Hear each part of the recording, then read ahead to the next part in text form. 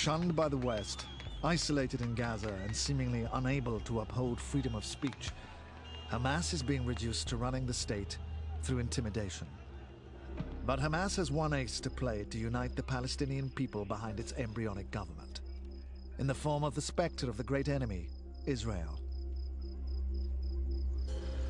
The desire to reclaim land from Israel has always galvanized support for Hamas amongst Palestinians. Abu Umar, a Hamas military commander, epitomizes this burning desire.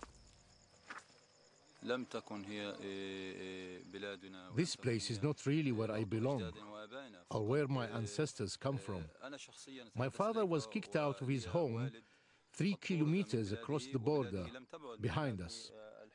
So when I was old enough to understand, inevitably, my feelings were awoken. Then I realized I had a just cause, and I must fight for this cause.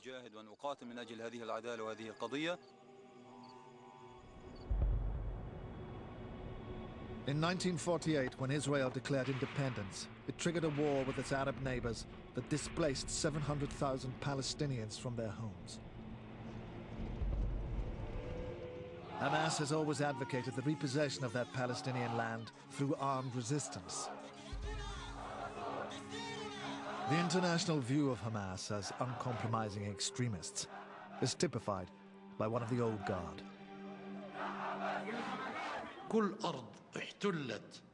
According to Islam, we have a duty to reconquer any land taken from our people by force. Nobody is allowed to give up any part of it. Not the president or all the presidents, not a king or all kings, not a prince or all the princes. No Palestinian faction can give up even a handful of land until Judgment Day.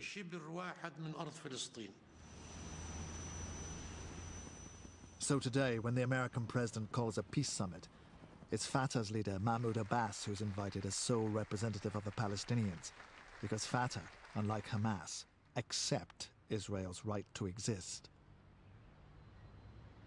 Fatah seems to be very much hand in hand with Israel and the West right now in terms of policy and negotiations. So I think part of this depends really on how Israel and the West plays this game. If it gives Fatah breadcrumbs, Hamas will gain from this.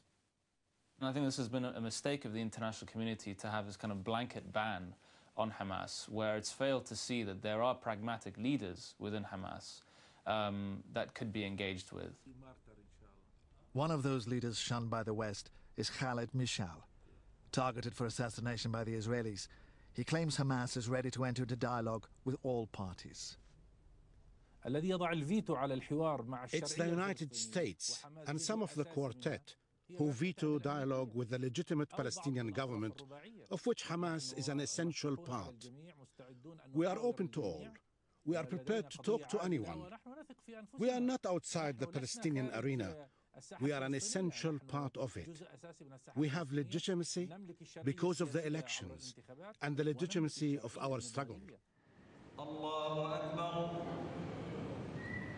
Hamas have their own unique plan for peace with Israel that no one as yet is listening to or taking seriously. A truce means the end of war, so the region can enjoy security, stability, and tranquility for 10 years. It could be extended to 30 or 50 years, or for as long as agreed. Hamas needs to be clearer in terms of what this ceasefire entails and how it will come about. At the moment, it's really spoken in terms of generalizations. I think if it came with a more detailed proposal, then people could sit down and say, well, okay, let's read this, let's look at the bits we like, look at the bits we don't like, and maybe it would be something that the West could deal with. Hamas say they have already started to change. They point to their actions on Gaza's border with Israel as evidence of this, claiming now to concentrate solely on defensive operations.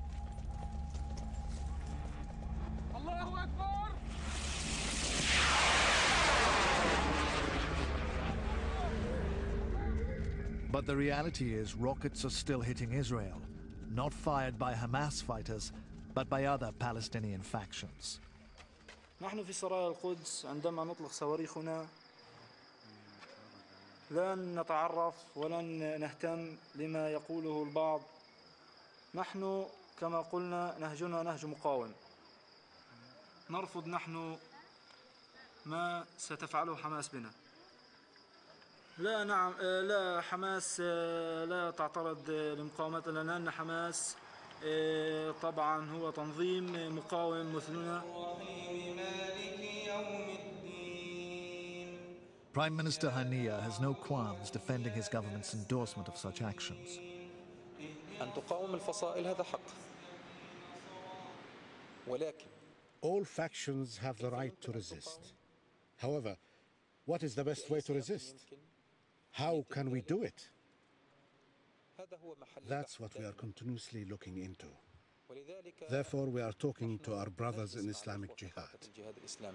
وجلسنا مؤخرا.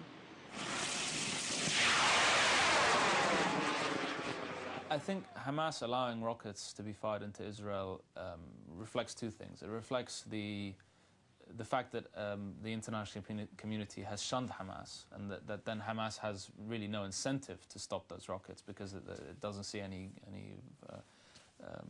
horizon for reward for such action. But also, you know, it has a support base that sees those kind of acts of resistance against Israel as legitimate. Israel's response to the rocket attacks is to bomb the launch sites. And as in any conflict, it's the civilians on both sides who get caught in the crossfire. هذا صاروخ أرض اليهود خبطوه على الأولاد هم بيرعوا قاعدين هاي دمهم عليه. وين انفجر الصاروخ؟ هاي مكان الصاروخ. Israel claims the retaliations are precise and target militants. But in this case, 2 young boys were killed instantly and a girl severely injured. In the past, this kind of Israeli response to a Palestinian attack would have led to calls for revenge, feeding the cycle of violence and empowering Hamas. Now, another emotion is rising in ordinary Palestinians. مسألة إنه إحنا نحكي عن إنه هذه الصواريخ إنها رد مسألة مضحكة جدا. يعني حتى من العيب نقول إنه هذا رد.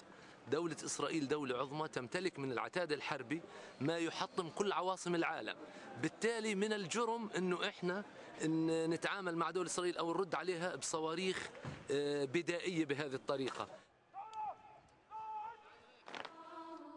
Power looks like a poisoned chalice for Hamas. Shunned because of its Islamist politics and terror connections, even winning democratic elections didn't lead the West to accept their legitimacy. It is overseeing a collapsed economy, and its inexperience in government is shown. Now, faced by internal dissent, it is turning its back on toleration and instead trying to rule Gaza with an iron fist. Finally, even its attempts at brokering peace have yet to engage the international community. After 20 years in existence, Hamas has arrived at a crossroads.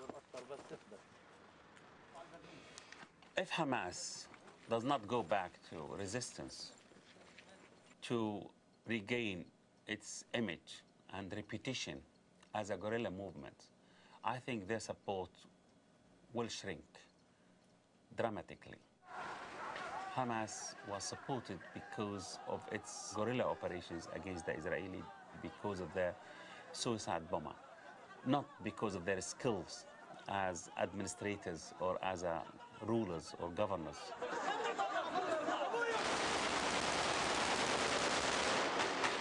The West and Israel needs to realize that in any conflict, you negotiate with your enemies, you don't negotiate with your friends. So whether you like Hamas or not, it is a force that's there, it's a force that has to be engaged. If you want to follow up the issues raised in this programme, go to the Channel 4 Faith and Belief website at channel4.com/belief.